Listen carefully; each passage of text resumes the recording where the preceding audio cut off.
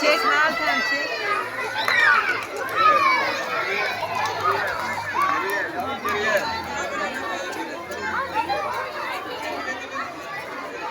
Nerede bizimkiler?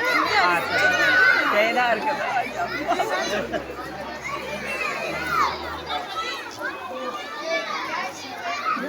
Gördün mü?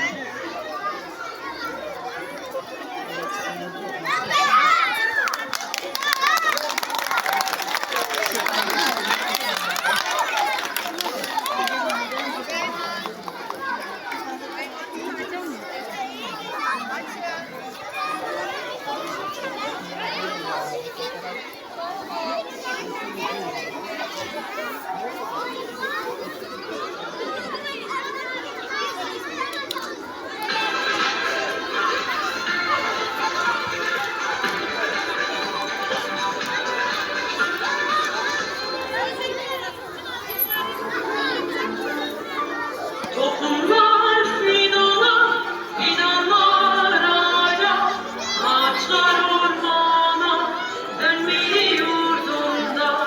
Toplumlar fidana, fidanlar ağaca, ağaçlar ormana, dönmeli yurdunda. Yuvadır kuşlara, örtüdür toprağa, can verir doğaya, ormanlar yurdunda. Yuvadır kuşlara, örtüdür toprağa, can verir doğaya, ormanlar yurdunda. Bir tek dal kırmadan, ormansız kalmadan, her insan bir fidan dikmeli yurdunda. Bir tek dal kırmadan, ormansız kalmadan, her insan bir fidan dikmeli yurdunda.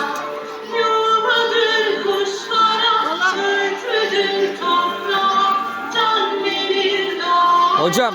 ormanlar yurdunda. Yuvadır kuşlara, örtüdür toprağa, can verir doğaya, ormanlar yurdunda.